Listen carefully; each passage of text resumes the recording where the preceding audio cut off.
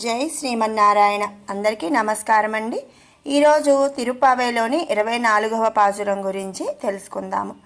నిన్న 23వ పాసురంలో మన వాళ్ళు ఏం చేశారంటే స్వామిని లేచి రమ్మని చెప్పారు కదా. అది కూడా స్వామి వస్తుంటే ఆయన పాదాలను చూశారు. మరి ఎలా రావాలి అనేది కూడా నిన్నటి 23వ పాసురంలో మరి గోదాదేవి చెప్పారు. ఆండాళమ్మ వారు ఏం చెప్పారంటే నిన్న 23వ పాసురంలో స్వామివారిని ఒక నరసింహావతారంగా అంటే సింహంగా గర్జిస్తూ అలా నరసింహావతారాన్ని వర్ణిస్తూ స్వామివారిని వచ్చి ధర్మాసనం మీద కూర్చోమని చెప్పారనమాట. ఈరోజు 24వ పాసురంలో స్వామి వస్తుంటే ఆయన పాదాలను చూశారు కదా. నిన్న అవి కందిపోయినట్లు అనిపించింది. పాదాలు స్వతహాగా గులాబీ రంగులో ఉంటాయి, కానీ వీళ్ళకేమో వీళ్ళ పిలుపుకి స్వామి నడిచి వచ్చినందుకు కందిపోయాయి అనుకుంటున్నారు. మేము నీ పాదాలు కందిపోయేలా చేశామే అంటూ బాధపడ్డారట. వీళ్ళేమీ శ్రీకృష్ణుని బాధ పెట్టడానికి రాలేదు కదా, కేవలం ఆ స్వామిని చూసి ఆనందిద్దామని వచ్చారు. మరి కానీ వాళ్ళు స్వామి పాదాలు కందిపోవటం చూసి వాళ్ళు వచ్చినందుకే, వాళ్ళు నడిచి రమ్మన్నందుకే స్వామి పాదాలు కందిపోయాయి అని చెప్పి ఆండాళమ్మవారు గోపికలు బాధపడ్డారట.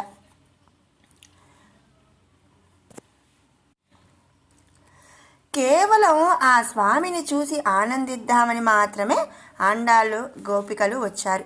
వెంటనే స్వామి దివ్య పాదార విందాన్ని మొదలుకొని మంగళం పాడుతున్నారు 24వ పాసురంలో. ఈ 24వ పాసురాన్ని మంగళాశాసన పాసురం లేక హారతి పాసురం అని కూడా అంటారనమాట. ఈ ధనుర్మాసం అంతా కూడా అంటే వైష్ణవాలయాల్లో మరి హారతి ఇచ్చేటప్పుడు ఈ పాసురాన్ని మంగళాశాసన పాసురాన్ని చదవడం ఆనవాయితీగా వస్తుంది. భగవంతుణ్ణి తెలుసుకున్న జీవుడికి 2 రకాల దశలు ఉంటాయి. మొదటిది ఏంటంటే జ్ఞానదశ, రెండవది ప్రేమ దశ. జ్ఞాన దశలో భగవంతుడు ఎలాంటివాడో తను ఎలాంటివాడో తెలుసుకోవటం, భగవంతుడు చాలా గొప్పవాడు, జగత్తుని రక్షించేవాడు అని తెలుసుకోవటం, తను ఏ జ్ఞానం లేనివాడు, భగవంతుడు రక్షిస్తే తప్ప తనకు రక్షణ లభించదు అని తెలుసుకుంటాడు మరి జీవి తన మొదటి దశలో. ఇక ఈ జ్ఞానం పండితే క్రమంగా ప్రేమ లెక్క భక్తి దశగా మారిపోతుంది. ఈ దశలో భగవంతునికున్న శక్తిని మరచి ఆయనకున్న సౌకుమార్యం, సౌశీల్యం అనే గుణాలను చూస్తాడు జీవుడు. ఇక తను అజ్ఞాని అని మరచిపోయి తనే భగవంతుణ్ణి రక్షించుకోవాలి అని అనుకుంటాడు. జ్ఞానం కలిగినప్పుడు భగవంతుడు తనని రక్షించేవాడు అని ఒకప్పుడు భావించిన వాడు ఈనాడు భక్తితో తాను భగవంతుణ్ణి రక్షించుకోవాలి అన్నట్టుగా మారిపోతాడట. ఏదైనా ఒక విలువైన వస్తువు మన ఇంట్లో ఉంటే ఏం చేస్తామండి, మనం ఎలాగైతే ఆ వస్తువుని రక్షించుకుంటామో అట్లాగనమాట. మరి అలాగే భగవంతుడు మనకి విలువైన ఒక స్వామి కాబట్టి ఆ విలువైన దాన్ని మనం కాపాడుకోవాలి, మనం రక్షించుకోవాలి అని చెప్పి ఇక్కడ అనుకుంటారంట. అందుకే మరి మనం ఆలయాల్లో తలుపులని, తాళమని ఇలా అన్నీ రక్షించుకోవడం కోసం చేస్తూ ఉంటాము. లోకాలను రక్షణ చేసేవాడికి మనం రక్షణ కల్పించడం ఏంటి? అయితే మీరు అనుకోవచ్చు, మరి ఈ రోజుల్లో తలుపులు బార్లా తీసి పెట్టేస్తే దేవుడి గుళ్ళో దేవుడి గుడిని మరి గుళ్ళో లింగాన్ని కూడా దొంగలిచ్చే రోజులు కదండి అని చెప్పి అనుకోవచ్చు. అయితే ఇక్కడ ఆండాళ్ తల్లి చెప్పిన ఆ సమయంలో ఏంటంటే జనరల్గా మరి ఇంత దొంగతనాలు ఇలాంటివన్నీ లేవు కాబట్టి అప్పటి ఇది అలా అనుకుంటారనమాట. కానీ ఇప్పుడున్న పరిస్థితి ప్రకారం మరి తాళాలు వేసిన గుళ్ళల్లో కూడా దొంగతనాలు జరుగుతూ ఉంటున్నాయి. అది ఇప్పటి పరిస్థితి. కానీ మనం ఇక్కడ ఈ పాసురం ప్రకారం మనం చెప్పుకోవడానికి ఆలయాలకి తలుపులని, తాళాలని అన్నీ కూడా రక్షించుకోవడం కోసం చేస్తుంటాం. అది ఏంటంటే మనకి జ్ఞానం పండిపోయి 2వ దశలో ఉన్న మన ఏంటంటే మరి మనమే దేవుణ్ణి రక్షించుకోవాలి అనేలాగా అనుకుంటూ ఉంటామన్నమాట. ఇదంతా కూడా మనం అది స్వామివారి మీద ప్రేమతో చేస్తూ ఉంటాం. దృష్టి దోషం తొలగుగాక అని కర్పూరం ఎలాగైతే హరించుకుపోతుందో అదేవిధంగా దోషాలన్నీ హరించుగాక అని చెప్పి 24వ పాసురంలో మంగళం పాడతారు. మంగళాశాసనం అంటేనే మనం స్వామివారికి తీసే దిష్టి తీస్తున్నామని అనుకోవాలన్నమాట. సాధారణంగా మరి పెద్దలు పిల్లలకు చేసే ఆశీర్వచనం లాంటిది ఈ మంగళాశాసనం అన్నమాట. మరి మనం చేయవచ్చా, పరమాత్మకి చేయవచ్చో కూడదో ఆలోచిస్తున్నామంటే ప్రేమ లేనట్లే అని చెప్పి మనం ఇక్కడ ఆండాళమ్మవారు చెప్తున్నారు. జ్ఞాన దశలో ఉన్నామన్నమాట. అంటే మన ఇక్కడ ముందు చెప్పుకున్నాం కదా, 2 దశలు ప్రతి దాంట్లో కూడా మరి 2 దశలు ఉంటాయి. భగవంతుని గుర్తించిన చేతనుడికి భగవత్ సేవ చేయడంలో ఉండే 2 దశల్లో మొదటిది జ్ఞానదశ. ఈ జ్ఞానదశలో మరి మనల్ని భగవంతుణ్ణి రమ్మంటున్నాడు, భగవంతుడు మనల్ని రక్షిస్తున్నాడు ఇట్లా అనుకుంటాము. ఆ జ్ఞానదశ బాగా పండిపోయిన తర్వాత ప్రేమ దశ. ఈ ప్రేమ దశలో నేను చెప్పినట్లుగా మనం ముందు చెప్పుకున్నాం కదండి, మరి ఆయన్ని మనం రక్షించుకోవాలి అని చెప్పి అనుకుంటూ ఉంటారు. ఈ ప్రేమ దశలో ఉన్న వాళ్ళు ఎలా అయితే మరి మన అమ్మ మన పెద్దలు పిల్లలకు మరి ఆశీర్వచనం ఇస్తారు కదండి, అలాగే మన స్వామివారికి అంటే పరమాత్మకి ఆశీర్వచనం ఇక్కడ మంగళాశాసనం చేస్తున్నామన్నమాట. మరి చేయవచ్చా అని ఆలోచిస్తున్నారు అంటే ఇక వాళ్ళు ఇంకా మొదటి దశలో ఉన్నారు అని చెప్పి తెలుస్తుంది. ప్రేమ అతిశయిస్తే క్రమం మర్చిపోతుందట. ఎలాగా అంటే ఉదాహరణకి మరి శబరి ఎంగిలి పళ్ళను విదురుడు కృష్ణునికి ప్రేమలో ఏం చేస్తున్నది తెలియక పండ్లు పారవేసి తొక్కలు పెట్టిన అంత ప్రేమతోటే ఆయన కూడా అవి తినేసి బ్రహ్మానంద పడిపోయాడు కదా. అట్లాగే పెద్దలకి పిన్నలైన మంగళాశాసనం చేయడం ప్రేమాధిక్యం ఉన్ననాడు వద్దన్నా జరుగుతుందట. అదేవిధంగా మరి ఆ పెరుమాళ్ మీద ఆ శ్రీకృష్ణుడి మీద ఉన్న ప్రేమాధిక్యముతో మరి అందరూ కూడా మంగళాశాసనం అనేది స్వామివారికి ఆండాళమ్మవారు గోపికలు మంగళాశాసనం చేస్తున్నారు. క్రమం తల్లకిందులవుతుందంట. ఆయన రక్షింపబడే వాడైపోతాడు, మనం రక్షించేవారమని భావిస్తాం. మరి దేవునికి ఆలయాల్లో రక్షణ కల్పించడం అంటే ఈ భావనతో ఏర్పడ్డదే. మన ఆలయాల్లో హారతి ఇవ్వడం ఇలాంటిదే అని చెప్పి మనం తెలుసుకోవాలి. ఆలయాల్లో పెద్ద సమూహంలో భక్తులంతా గోష్ఠిగా చేరేది ఈ మంగళాశాసనం పాడి రక్షణ కవచం వేయాలని. ఆండాళ్ళు ఇంతమంది గోపికలతో బయలుదేరింది కూడా అందుకేనండి, అంతేకాని ఏదో స్వామి నుంచి ఆశించి కాదనమాట. ఆ ఆండాళమ్మవారికి ఆ గోపికలకు జ్ఞానదశ మరి దాటి ప్రేమ దశ వచ్చారు. ప్రేమ దశలో ఉన్నారు కాబట్టి ఆ ఆండాళమ్మవారు గోపికలతో బయలుదేరి స్వామివారికి మంగళాశాసనం పాడి రక్షణ కవచం వేయాలి అని చెప్పి ఈ ప్రతి ఒక్క గోపికని కూడా నిద్ర లేపుకుంటూ ఆ తర్వాత మరి స్వామివారి ఇంటి ముందున్న ద్వారపాలకులను, ఆ తరువాత మరి నందగోపులను, యశోదామ్మవారిని, బలరాముడిని, నీలాదేవిని అందరినీ కూడా నిద్ర లేపుకుంటూ స్వామివారి వద్దకు చేరారు. ఆ తర్వాత మరి నీలాదేవి అమ్మవారు కూడా గోష్ఠితో కలిసి ఆ స్వామివారిని నిద్రలేపి ధర్మాసనం మీద కూర్చోబెట్టి మంగళాశాసనం పాడాలని ఆండాళమ్మవారు వచ్చారనమాట. తలుపులు, తాళాలు, ప్రాకారాల నిర్మాణం ఆ ప్రేమతోటే చేస్తారు. ఆ భక్తుల ప్రేమపూర్వక మంగళాశాసనమే భగవంతునికి గొప్ప ప్రాకారం. అది లేకుండా బాహ్యంగా ఎన్ని నిర్మించినా, ప్రార్థనలు చేసినా, పూజలు పునస్కారాలు చేసినా కూడా దండగే అన్నమాట.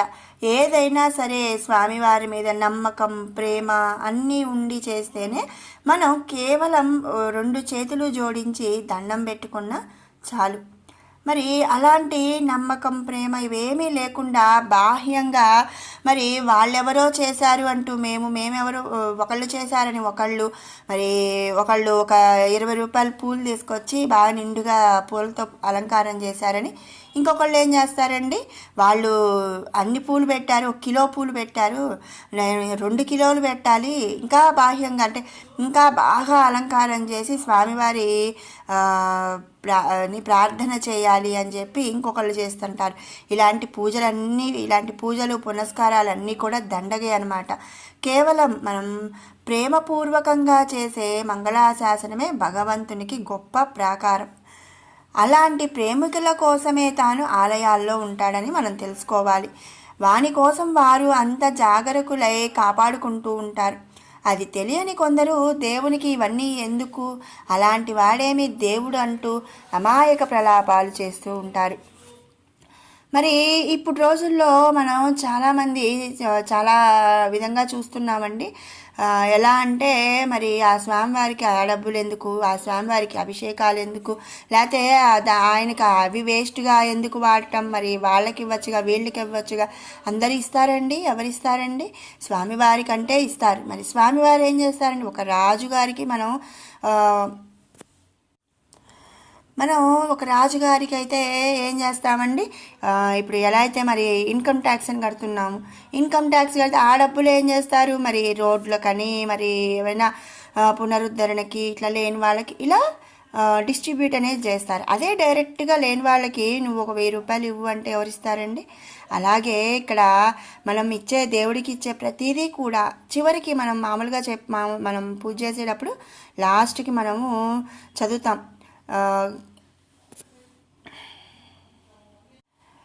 కాయేన వాచా మనసేంద్రియర్వా బుద్ధ్యాత్మనా వా ప్రకృతే స్వభావాత్ కరోమి యద్యత్ సకలం పరస్మై నారాయణాయేతి సమర్పయామి అని చెప్పి మనం ఏ పూజ చేసినా మొత్తం పూజ అంతా పూర్తయిపోయిన తర్వాత మనం ఈ లైన్ అనేది చదువుతాం. అది అంటే ఏంటంటే అండి, దానికి అర్థము మనం చేసినదంతా కూడా స్వామివారికి సమర్పించేస్తున్నాము. స్వామివారు ఏం చేస్తారండి, ఎవరికి ఎంత కావాలి అనేది డిస్ట్రిబ్యూట్ చేసేస్తారనమాట. కాబట్టి మనము దేవుడికి ఇస్తున్నాము అంటే మరి ఆ దేవుడు ఏదో వచ్చి తింటాడా అండి? ఇప్పుడు నైవేద్యాలు మనం మరి ఒక పండగే వచ్చింది, 4-5 రకాలు నైవేద్యాలు చేసి స్వామివారికి నైవేద్యం పెడతాము. అవన్నీ స్వామివారు వచ్చి తింటారా? స్వామివారు తినరు. స్వామివారికి ఊరికే చూపిస్తాము, మనమే ఆరగిస్తాం. అదే మరి మనకి ఈరోజు ఈ 4-5 రకాల కూరలు అన్నీ మరి పిండి వంటలు చేసుకొని తిందాము అంటే తింటామా అండి? అబ్బా ఇప్పుడు ఏం చేసుకుంటాంలే, రేపు చేసుకుందాంలే అనుకుంటాం. అదే మరి పండగ అంటే స్వామివారికి నైవేద్యం అంటే నిండుగా ఉండాలి అని మనం స్వామివారికి నైవేద్యంగా అన్ని రకాలు చేస్తాము. ఇది కేవలం ఏంటంటే స్వామివారికి ఇస్తున్నాము అంటే మళ్ళీ ఆయన తిరిగి మనకే ఇస్తారండి. కానీ ఏంటంటే స్వామివారికి సమర్పిస్తాం, అది ప్రేమ. అంతేగాని మరి స్వామివారికి ఇవన్నీ అవసరమా, ఎవరైనా అడిగారా మరి ఇట్లా అనేది కొంతమంది మాట్లాడుతూ ఉంటారు. అది వాళ్ళు మితండవాదం చేస్తూ ఉంటారనమాట.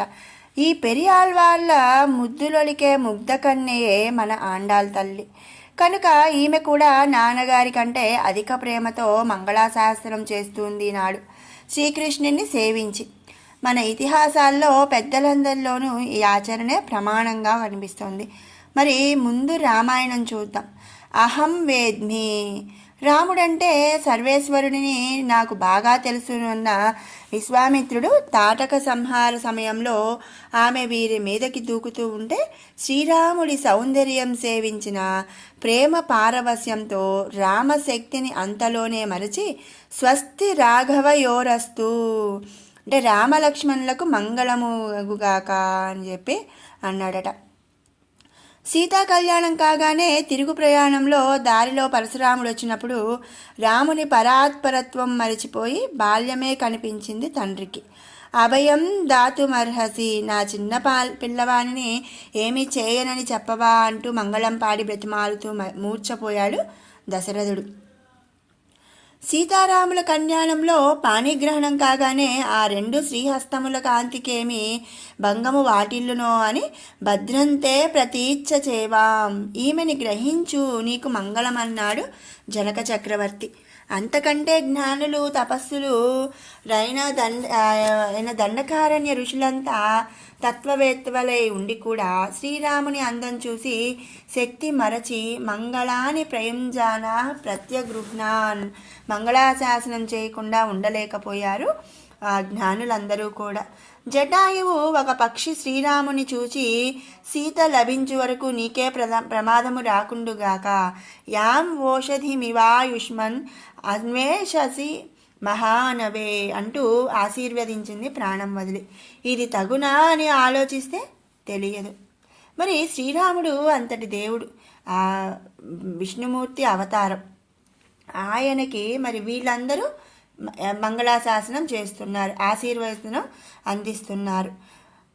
ప్రేమ లేని హృదయం ఉండటం వల్ల మన లోపమే అది. కోతి హనుమ శ్రీరాముని మొదటిసారి చూస్తూనే కిమర్థం న విభూషితా బాహవః, చేతులలా అలంకారాలతో కప్పుకోకుండా ఉన్నావే, ఎవరి చూపైనా పడితే వాడిపోవు అన్నాడట.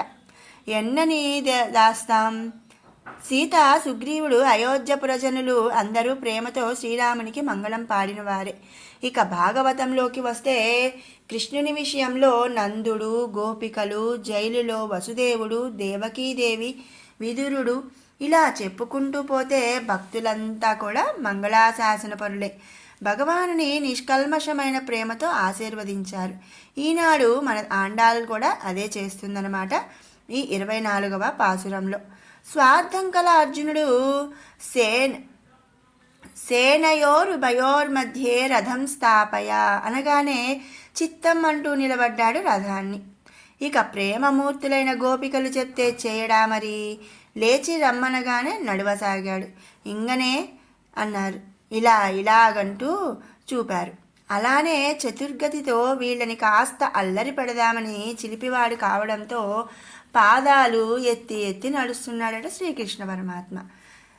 మనకి మరి అంతే కదండి, మన బాగా కావలసిన వాళ్ళు లేదా మన మీద ప్రేమ చూపించే వాళ్ళు, మనకి ఇష్టమైన వాళ్ళ దగ్గర మనం వాళ్ళని ఆట పట్టించాలని చిలిపి పనులు చేస్తూ ఉంటాం కదా. అలాగే ఇక్కడ శ్రీకృష్ణ పరమాత్మ కూడా మరి వాళ్ళని ఆట పట్టించాలని పాదాలు ఎత్తి ఎత్తి నడుస్తున్నాడట. వీరు వెనుకనే నడుస్తున్నారు. స్వామి పాదాల ఎర్రదనం వీరికి కనిపిస్తుంది. ఆసనంలో అమ్మతో పాటు కూర్చున్నాడు స్వామి. ఒక పాదం కింద చాపి రెండవ పాదం తొడపై పెట్టాడు. ఆ పాదం వీరికి కనిపిస్తుంది. పైగా అరికాలు ఊపుతున్నాడు కూడా, మరి చూడటానికి అన్నమాట.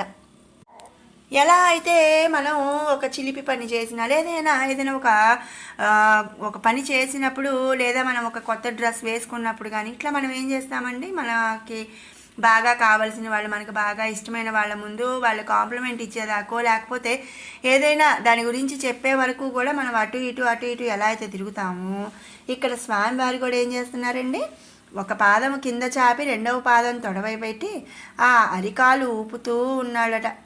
వీళ్ళు ఆ ఎర్రదనం చూసి అది సహజమైన రంగే అయినా కూడా తాము నడిపించినందువల్ల కందిపోయిందని కలత చెందారు. ఏదో అడగాలని వచ్చామన్నది మరచారు. శ్రమ పరిహారం కోసం మంగళం ఆరంభించారు. పద్మపుత్రి అయిన అత్యంత సుకుమారి లక్ష్మీదేవి కూడా స్పృశించడానికి ఎక్కడ కందిపోతాయో అని బెంగపడే పాదార విందాలని గోపికలు తమ శిరస్సుల పైన వక్షస్థలం పైన సేద తీర్చుకొని పాదార విందాలని అట్టి వాటిని ప్రేమ ఉందనుకొని నేలపై నడిపించి కందిపోయేటట్లు చేశామే. స్వార్థపరులైన దేవతల కోసం ఎన్నోసార్లు భూమిపై సంచరించినప్పుడు కూడా ఇలాగే కందిపోయి ఉండవచ్చు. స్వామి సౌకుమార్యాన్ని చూడకుండా ఆనాడు వాళ్ళ ఇలానే త్రిప్పారా? మేము అదే చేశామే, ఎంత కఠినులము మేము అని నేర్చుకున్నారనమాట. అంటే స్వార్థంగా ఉన్న వాళ్ళు మిమ్మల్ని తిప్పారు, మరి అదేవిధంగా మేము ఏ స్వార్థం లేకపోయినా కూడా అయ్యో మిమ్మల్ని ఇలాగే తిప్పి అటు నడువు ఇటు నడువు అలా నడువు ఇలా నడువు అని చెప్పి మిమ్మల్ని అటు ఇటు తిప్పి మీ కాళ్ళు కందిపోయేలాగా మేము చేశాము, ఎంతటి కఠినాత్ములమో కదా అని చెప్పి అంటున్నారనమాట. ఈనాడు ఈ శ్రమతో పాటు ఆనాడు త్రివిక్రముడైన భూమి కొలిచినప్పుడు కలిగిన శ్రమకు మంగళం పాడసాగారు ఆండాలమ్మవారు. అప్పటి దానికి ఇప్పుడు ఎందుకు అనిపిస్తుంది మనకైతే. కానీ భక్తులకు భగవానుడికు కాలమనే ఉపాధి అడ్డు తీసేస్తాడు. అప్పటివి ఇప్పటివి అని వీరికి ఎదురుగానే సాక్షాత్కరిస్తున్నాయి. ఆయా కాలాల్లో కలిగిన శ్రమకు ఆ లోపం తీరేట్టు ఇప్పుడు మంగళం పాడదామంటూ షడ్రసోపేత భోజనం చేస్తున్నట్లు పోత్తి పోత్తి అంటూ 6 సార్లు మంగళం పాడింది ఆండాళమ్మవారు. అడగడని వారందరి తలలపై కాడు మోడనక కొండ గుట్టనక మట్టి ముళ్ళనక ఈ లోకమంతా కొలిచి ఇంద్రునికి రాజ్యం బలికి కీర్తిని ఇచ్చి నీ పుష్పహాస కోమల సుకుమార పాదాన్ని ఎంత శ్రమ పెట్టావయ్యా. కృతజ్ఞత సంతోషం రెండూ తెలియని భూమిని కొలిచి బలి అభిమానాన్నించి కాపాడినట్లే మా స్త్రీత్వాభిమానాన్నించి మమ్ము కాపాడి నీ పాదాల దాసునులుగా చేసుకున్నావే. మా అభిమానాన్నించి సన్మార్గంలో నిలిపేది నీ శ్రీపాదమే. ఆ వాత్సల్యపూర్ణమైన శ్రీపాదానికి మంగళం. ఆనాడెవ్వరికీ ఆ జ్ఞానమే లేకపోయింది. ఆ లోటు తీరా మేమీనాడు పాడుతున్నామయ్యా అంటూ ఆండాళమ్మవారు మంగళం పాడారు. ఇంతలో ఆండాళ్ళకి మరొకటి గుర్తొచ్చింది. అదేంటంటే రామావతార సమయంలో జరిగినదనమాట. కదలక కొలిచిన ఆ పాదం సంగతలా ఉంచు, అయోధ్య నుండి లంకానగరం దాకా నడిచిన ఈ పాదం చూచారా? ఆనాడు త్రివిక్రముడై కొలిస్తే ఆ పాదాన్ని బ్రహ్మ కడిగే శివుడు శిరమున ఆ తీర్థాన్ని దాల్చాడు. దానికేమి 14 సంవత్సరములు దారి తెన్ను లేని కారడవిలో తెగించి నడిచిన పాదము మా శ్రీరామునిది. పైగా పాదుకలు కాస్త భరతుడు తీసుకొని పోయాడు. అరేరే, మరి ఈ రోజుల్లో 1 కిలోమీటర్ నడవాలంటేనే అమ్మో అంటున్నాం. ఆ రోజు మరి స్వామివారు ఈ చివరి నుంచి ఆ చివరి వరకు నడిచి వెళ్ళాడు. పోనీ చెప్పులున్నయ్యా అయ్యా కాళ్ళకి, పాదుకలు మాత్రం భరతుడు తీసుకెళ్ళాడు. నేను నీ పాదుకలని మరి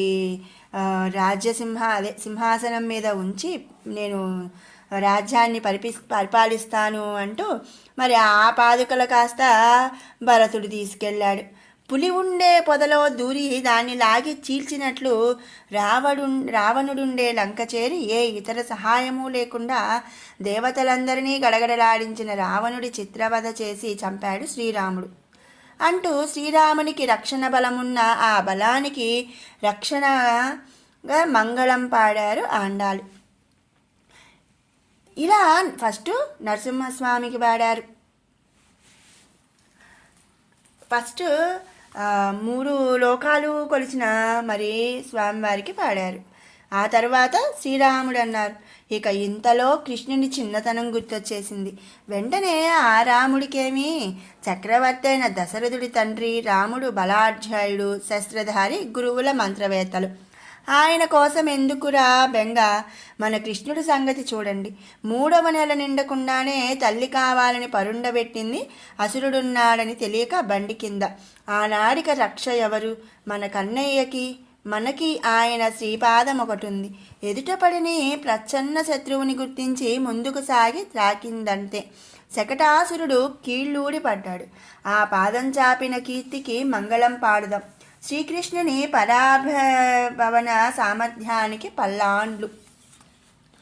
అంతకంటే మరొకటి తాను దూడలంటే వెంట పడతాడని వత్సాసురుడు, వెలగ చెట్లెక్కుతాడి కృష్ణుడని కపిత్తాసురుడు మాటలాడుకొని ఒకేసారి అనుకూలురు లాగా వస్తే దూడని పట్టుకొని వెలగ చెట్టుకి కొట్టి ఒకేసారి ఇద్దరినీ నేలకూల్చాడు.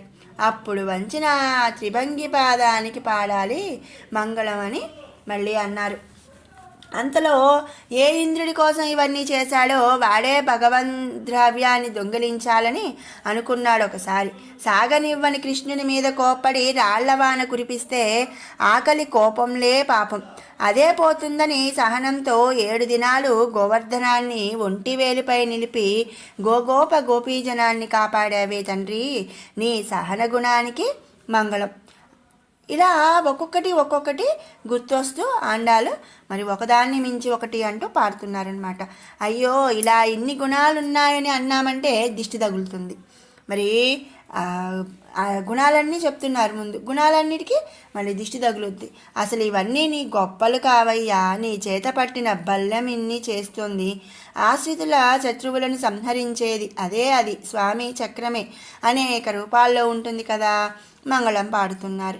మరి ఇప్పుడు మనం చూస్తూ ఉంటామండి, మన పెద్దవాళ్ళు పిల్లలు ఏదైనా చిన్న పని చేశారు, లేకపోతే క్లాస్ ఫస్ట్ వచ్చారు, మంచి మార్కులే వచ్చినాయి, ఏదైనా ఒక పనే చేశారనుకోండి, దాని మొహంలే అదే ఉంది, ఏదో ఈసారి ఏదో వచ్చిందిలే, లేకపోతే ఇలా చేసిందిలే, దాని ముఖంలే అంటారు. ఎందుకండి, మళ్ళీ పొగిడితే ఎక్కడ తల్లి పొగిడినా సరే, ఎవరు పొగిడినా సరే ఆ దిష్టి తగులుతుందేమో అని మన పెద్దలు ఏం చేస్తారంటే దాని మొహంలో ఏముంది అదే ఉంది అని చెప్పి అంటూ ఉంటారు. అలాగే ఇక్కడ ఆయన గుణాలన్నీ మరి వామనావతారం దగ్గర నుంచి కృష్ణుడావతారం వరకు ఆయన చేసిన గుణాలు అన్నిటికీ మంగళం పాడిన తర్వాత, అయ్యయ్యో ఇలా నీ గుణాలన్నీ చెప్పామంటే దిష్టి తగులుతుంది, అందుకని వీళ్ళు ఏం చేశారంటే ఆండాళమ్మ వారు, నీ గొప్ప ఏముందయ్యా, నీ చేతిలో ఉన్న బల్లెం ఇవన్నీ చేసింది, నువ్వేం చేసావయ్యా అంటూ ఆ చక్రానికి కూడా మరి మంగళం పాడుతున్నారు. లోకులు నీ వద్ద చేరిన క్షుద్ర కోరికలు అడుక్కోవడమే చేస్తారు, మాకు ఇతరములు ఇవ్వవద్దు, నీవు అసలేమీ ఇవ్వవద్దు, మేము నీకు మమ్మల్ని ఇచ్చి పైగా సేవలు చేస్తున్నాం, ప్రీతితో చేస్తామన్నారు. ప్రేమ వల్ల పాట వస్తుంది, ఈ ప్రేమ ఎన్నటికీ తరిగిపోదు, కనుక ప్రేమ ఉన్నంత వరకు ఈ పాట కూడా పోదు, ఆ పాటే మంగళం. దానికోసం తప్ప ఏదో పరై కోసం వచ్చినది నీ కీర్తిగానమే ప్రయోజనం.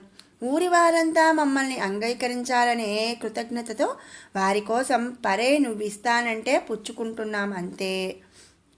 అంటే ఏంటంటే ఇక్కడ మేమేమి నీ దగ్గర మీ ఇంటికి వస్తే నువ్వేదో రిటర్న్ గిఫ్ట్ ఇస్తావని నేనేం ఆశించి రాలేదు, జస్ట్ నిన్ను పలకరించి వెళ్దాం, నీ మీద ఉన్న ప్రేమతో నిన్ను కలిసి వెళ్దామని వచ్చాము, కాకపోతే నువ్వు నీ ప్రేమగా నువ్వు మాకు రిటర్న్ గిఫ్ట్ ఏదో ఇస్తే మేము కాదనలేక నిన్ను బాధ పెట్టలేక మేము తీసుకుంటున్నాం అంతే అని చెప్పి ఎలా చెప్తామో అలాగే ఇక్కడ ఆ తల్లి చెప్తుందనమాట. ప్రేమ కొద్దీ నిన్ను మరి నీ మీద ప్రేమతో వచ్చామయ్యా మేము, మరి ప్రేమ ఉన్నంతనే మరి పాట కూడా వచ్చేసింది, నిన్ను కీర్తించాము, అంతేగాని మేమే ప్రయోజనం ఆశించి నీ దగ్గరికి రాలేదు, నువ్వు ఇస్తున్నావు పరయ్యనే, నువ్వు ఇస్తున్నావు కాబట్టి మేము పుచ్చుకుంటున్నాం అంతే అని చెప్పి ఆండాళమ్మవారు చెప్పారు. మాలో మంచి బుద్ధి ఉన్నప్పుడు పెద్దలు అంగీకరించిన ఇప్పుడు ఆ రోజుల్లో నీ శ్రమ ఎవరూ చూడక ఆ శ్రమ తీరా పాడాలనే జ్ఞానం మాకు కలిగిన ఇప్పుడు విశ్లేష వ్యధ నోర్వజాలని మేము మా బింకము వదిలి వచ్చామన్నమాట. ఆ రోజు మాకు తెలియదు, ఈరోజు మరి నీ గురించి మాకు తెలుసు.